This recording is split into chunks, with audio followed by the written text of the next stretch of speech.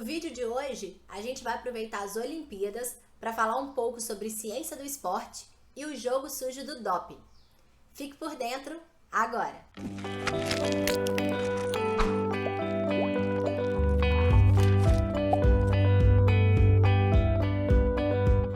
Ontem, dia 5 de agosto, começaram oficialmente os Jogos Olímpicos do Rio. E sabia que a equipe brasileira de atletismo de velocidade se preparou carregando um carrinho para melhorar a potência de largada dos atletas? Eu fui até a Unicamp, onde o carrinho foi construído, para saber um pouco mais sobre o equipamento. Olha só. Então, o carro de resistência variável, que foi desenvolvido em parceria com a Faculdade de Ciências Aplicadas da Unicamp em Limeira, ele é um carrinho construído aqui na Unicamp, onde ele tem uma célula de carga acoplada nesse carrinho. Então o atleta, através de uma fita, de um velcro, acopla isso no seu corpo, e nas situações de largada ou em outras situações, se for o caso, nós estamos trabalhando com a largada baixa nas provas de 100 metros e 200 metros, ele então, ao tracionar esse carrinho, ele tem a determinação da força que é aplicada nesse carrinho e um sensor de velocidade colocado numa das rodas desse equipamento, ele mede a velocidade com que está fazendo isso. Então a relação entre força e velocidade nos dá a potência que ele está tracionando, porque ele precisa de uma carga adicional para poder melhorar essa potência na largada. E a gente sabe que a largada na prova dos 100 metros é extremamente importante para que ele consiga ter um desempenho bom. E esse é apenas um pequeno exemplo de toda a ciência envolvida por trás de uma Olimpíada. Isso falando de um país como o Brasil, que não tem a chamada tradição olímpica. Eu não sei se vocês sabem, mas os Jogos do Rio são os de número 31 da era moderna. Depois que os romanos dominaram a Grécia, os Jogos foram abolidos e só foram retomados muitos anos depois por uma iniciativa de um francês chamado Pierre de Coubertin. E foi em 1896, já na primeira Olimpíada dessa nova era, que um americano chamado Tom Burke inaugurou o que a gente pode chamar hoje de ciência do esporte.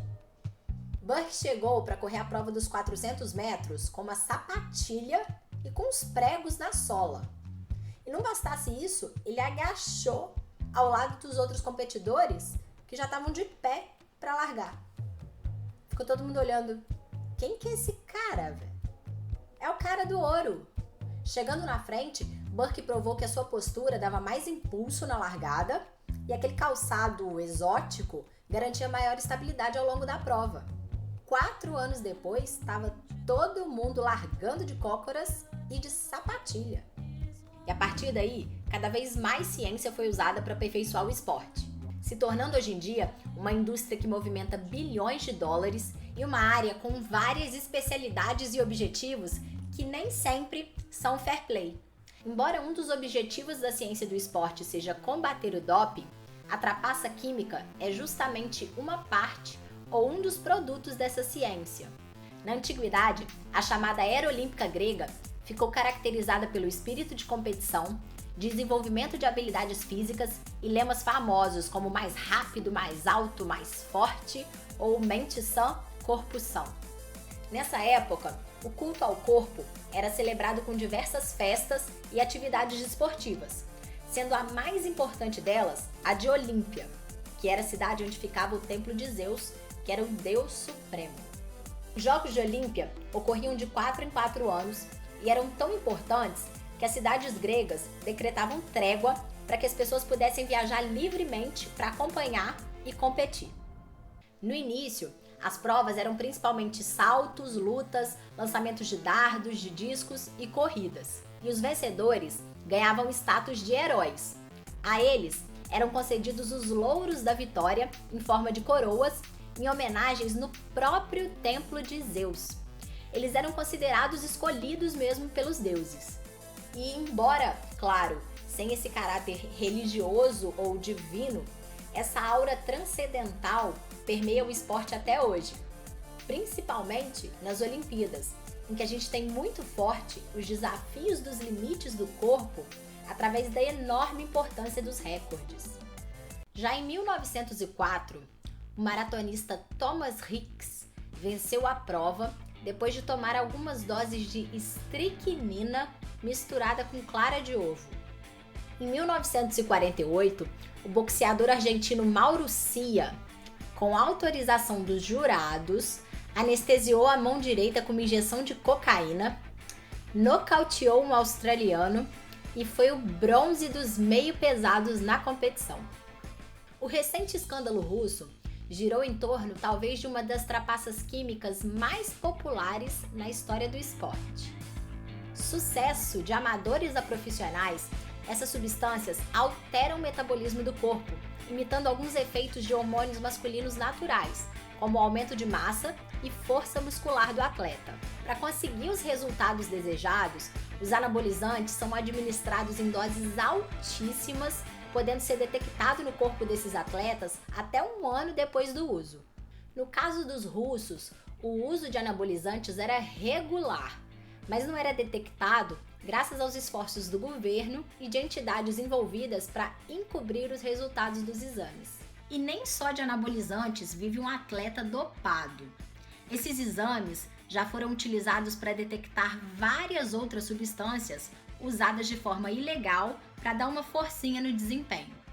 Os beta-bloqueadores, por exemplo, são bem úteis em esportes que exigem precisão, como por exemplo arco e flecha e tiro, já que atuam no sistema cardiovascular, diminuindo o ritmo dos batimentos cardíacos. Os narcóticos às vezes são utilizados para combater dores agudas ou moderadas, independente dos efeitos colaterais, como dependência física ou psíquica e transtornos respiratórios. E tem também a autotransfusão. Incluída na lista do doping apenas em 1985, as injeções de sangue eram populares entre a equipe de ciclismo norte-americana. Alguns atletas injetavam até 1 litro de sangue pouco antes da competição para aumentar a quantidade de glóbulos vermelhos, o que pode melhorar a capacidade de circulação de oxigênio entre as células em até 5%. Fora o uso de substâncias como diuréticos e estimulantes como a cafeína, cujo uso e abuso são amplamente conhecidos e divulgados. São vários registros de atletas que morreram precocemente devido ao uso prolongado dessas substâncias perigosas, sem contar os acidentes durante as competições. Em 1960, nas Olimpíadas de Roma, um ciclista morreu por overdose de anfetamina durante uma prova. E teve o caso do halterofilista russo, medalha de ouro em 68, que rompeu um dos músculos das costas, que era inchado de anabolizantes, ao levantar uma barra de 160 quilos. A barra caiu na nuca do atleta, quebrou uma de suas vértebras e ele ficou paralisado para o resto da vida. Agora eu te pergunto, vale arriscar tanto a própria vida por um recorde? Vale. Como a gente falou, a superação dos limites do corpo continua algo inebriante, mesmo que para isso a gente tenha que ter uma ajudinha escusa. E a glória olímpica continua sendo o sonho de muita gente. O halterofilista canadense Jacques Demers chegou a injetar urina alheia na própria bexiga para escapar do exame antidoping. A história do canadense, no entanto, terminou bem inglória. Fora esse episódio vexaminoso, ele foi pego pelo contrabando de esteroides e banido do esporte. Bom, por hoje esse foi o Por Dentro. Espero que vocês tenham gostado. Um beijo! Tchau!